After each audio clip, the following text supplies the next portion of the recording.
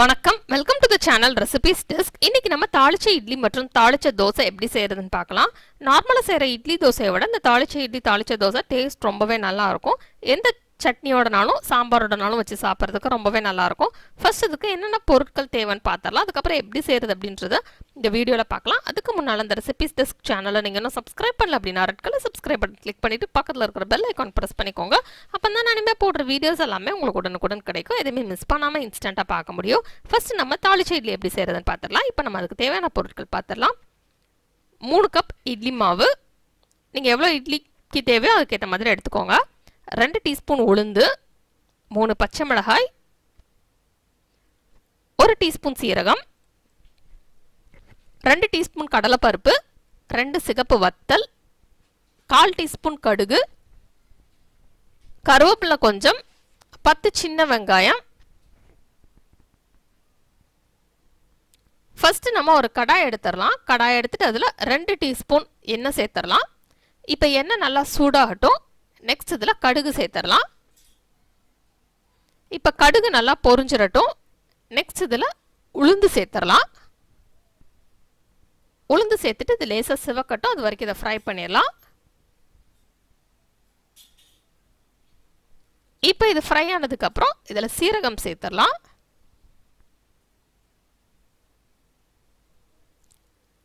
Next இதில் கடலைப்பருப்பு சேர்த்து ஃப்ரை பண்ணிடலாம். இது எல்லாத்தையுமே நம்ம லோ ஃப்ளேமில் வச்சே ஃப்ரை பண்ணிடலாம். ஹை ஃப்ளேமில் வச்சா நமக்கு குயிக்காக ஃப்ரை ஆயிரும். ஆனால் தீஞ்சிடுச்சு அப்படின்னா அந்த டேஸ்ட் நல்லா இருக்காது. அதனால நம்ம லோ ஃப்ளேமில் வச்சு ஃப்ரை பண்ணிக்கலாம்.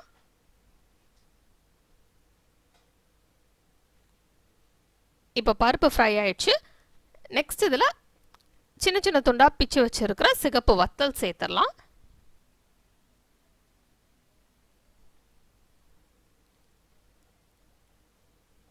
இப்போ இதை சேர்த்துட்டு இதை ஃப்ரை பண்ணிடலாம்.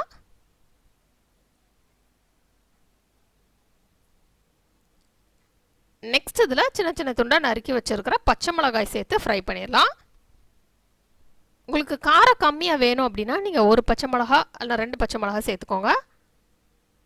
நல்லா காரமாக வேணுங்கிறவங்க கூட சேர்த்துக்கலாம்.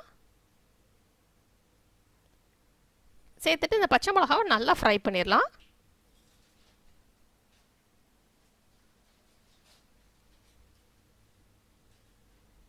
இப்போ இது ஃப்ரை ஆனதுக்கப்புறம் நெக்ஸ்ட் இதில் கருவேப்பிலை சேர்த்துடலாம்.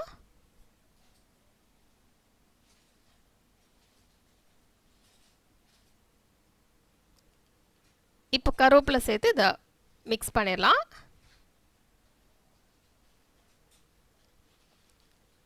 நெக்ஸ்ட் இதில் சின்ன சின்ன துண்டாக நறுக்கி வச்சுருக்கிற சின்ன வெங்காயம் சேர்த்துடலாம். சேர்த்துட்டு இதையும் நல்லா மிக்ஸ் பண்ணிடலாம்.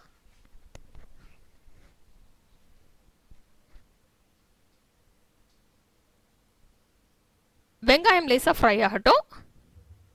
இதுக்கிடையில் நம்ம தேவையான அளவு உப்பு சேர்த்துடலாம். இட்லி மாவுக்கு தனியாக நம்ம உப்பு சேர்த்துருந்தோம் அப்படின்னா இதில் மீதம் உள்ளதுக்கு மட்டும் தேவையான அளவு உப்பு சேர்த்தா போதும். இல்லைனா அதுக்கும் தேவையான அளவு உப்பு சேர்த்துக்கலாம். நான் ஆல்ரெடி இட்லி மாவில் உப்பு சேர்த்துருக்கேன். அதனால் நான் இங்கே இருக்கிற இன்க்ரீடியன்ஸ்க்கு மட்டும்தான் நான் உப்பு சேர்த்துருக்கேன்.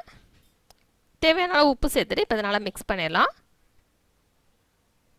இது எல்லாமே ஃப்ரை ஆனதுக்கப்புறம் நம்ம ஸ்டவ் ஆஃப் பண்ணிடலாம். இப்போ இதை அப்படியே நம்ம வச்சிருக்கிற இந்த இட்லி மாவுக்குள்ளே சேர்த்துடலாம்.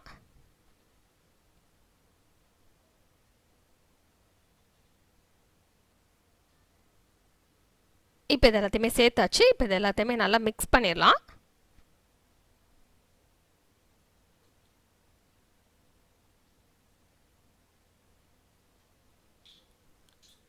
இது எல்லாமே நல்லா மிக்ஸ் ஆனதுக்கப்புறம் நம்ம இதை இட்லி பிளேட்டில் ஊற்றிடலாம். இட்லி பிளேட்டில் நம்ம எண்ணெய் வச்சு க்ரீஸ் பண்ணிடலாம். க்ரீஸ் பண்ணிவிட்டு நம்ம இதை ஊற்றி இட்லி குக்கரில் வச்சு நம்ம நார்மலாக இட்லி அவிக்கிற மாதிரி இதை அவிச்சிடலாம். நம்ம நார்மலாக அவிக்கிற இட்லி டைம் தான் இதுக்கும் ஆகும். எப்போவுமே நம்ம ஒரே மாதிரி இட்லி செய்யாமல் இந்த மாதிரி தாளிச்ச இட்லியோ இல்லைனா ஸ்டஃப்ட் இட்லி கூட ரொம்பவே டேஸ்ட்டாக இருக்கும். ஸ்டஃப்ட் இட்லி எப்படி செய்யணும்னு தெரிஞ்சுக்கணும்னா நான் கீழே டிஸ்கிரிப்ஷன் பாக்ஸில் லிங்க் கொடுக்குறேன். நீங்கள் அதை பார்த்து தெரிஞ்சுக்கோங்க. அதுவும் ரொம்பவே டேஸ்ட்டாக இருக்கும். குழந்தைகளுக்கு ரொம்பவே சத்தாக இருக்கும். நடுவில் நம்ம காய்கறியெல்லாம் வச்சு ஸ்டஃப் பண்ணி செய்வோம். அந்த வீடியோ பார்க்கணும் அப்படின்னா கீழே டிஸ்கிரிப்ஷன் பாக்ஸில் உள்ள லிங்கை பார்த்து தெரிஞ்சுக்கோங்க. இப்போ இந்த இட்லியை நம்ம அவிச்சிடலாம். இப்போ இட்லி ரெடி ஆயிடுச்சு. இப்போ இதை எந்த சட்னியோடனாலும் வச்சு சாப்பிடலாம். ரொம்பவே டேஸ்ட்டாக இருக்கும். சாம்பாரோட வச்சு சாப்பிட்றதுக்கும் ரொம்பவே நல்லாயிருக்கும்.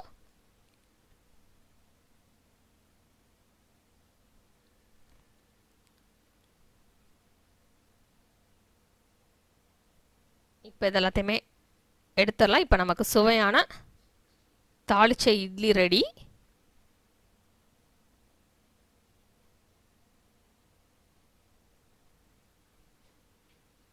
நெக்ஸ்ட் நம்ம தாளிச்ச தோசை எப்படி செய்யறதுன்னு பார்த்துடலாம். அதுக்கு என்னென்ன பொருட்கள் தேவைன்னு பார்த்துட்டு எப்படி செய்யறது அப்படின்றத பார்க்கலாம்.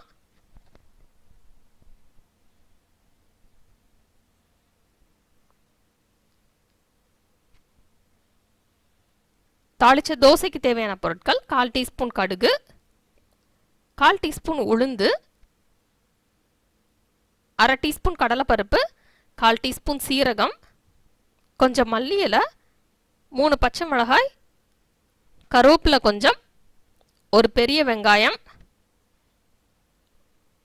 2 கப் தோசை மாவு. ஃபர்ஸ்ட் ஒரு கடாய் எடுத்துடலாம். கடாய் எடுத்துட்டு அதில்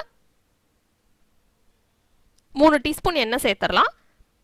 எண்ணெய் நல்லா சூடாகட்டும். நெக்ஸ்ட் இதில் கடுகு சேர்த்துடலாம். கடுகு பொரிஞ்சிடட்டும். நெக்ஸ்ட் இதில் உளுந்து, கடலைப்பருப்பு, சீரகம் சேர்த்துடலாம்.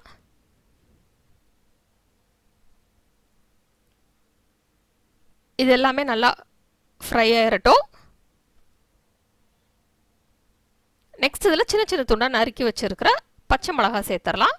சேர்த்துட்டு அதை நல்லா ஃப்ரை பண்ணிடலாம் ஆயிலில்.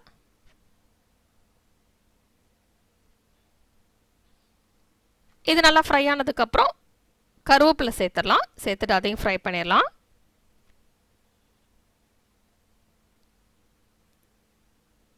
நெக்ஸ்ட் இதில் சின்ன சின்ன துண்டாக நறுக்கி வச்சிருக்கிற அந்த பெரிய வெங்காயத்தை சேர்த்துடலாம். சேர்த்துட்டு அதையும் ஃப்ரை பண்ணிடலாம்.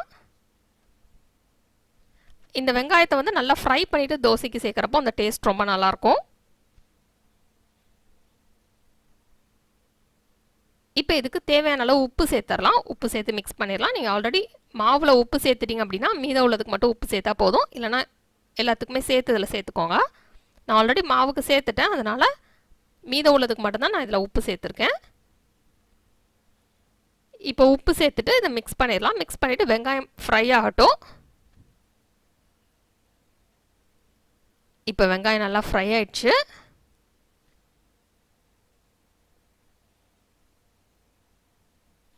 இப்போ நம்ம ஸ்டவ்வை ஆஃப் பண்ணிடலாம். இப்போ இதை அப்படியே நம்ம இந்த தோசை மாவில் சேர்த்துடலாம்.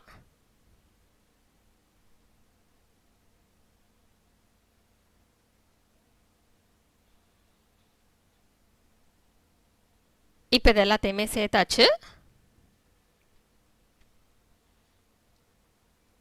நெக்ஸ்ட் இதில் நறுக்கி வச்சிருக்கிற மல்லி இலை சேர்த்துடலாம். சேர்த்துட்டு இது எல்லாத்தையுமே நல்லா மிக்ஸ் பண்ணி விட்டுலாம்.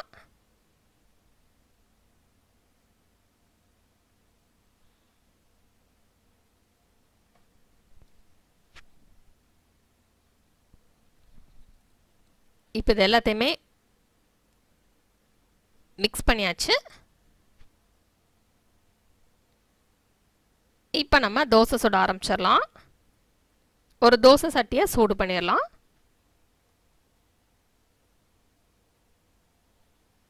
இது நல்லா சூடாகட்டும். நெக்ஸ்ட் இதில் நம்ம இந்த மாவு சேர்த்துக்கலாம்.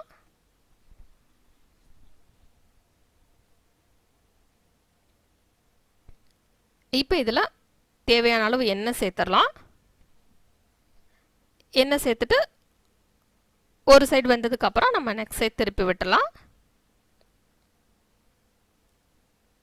இதெல்லாமே நம்ம மிதமான ஃப்ளேம்லேயே குக் பண்ணலாம்.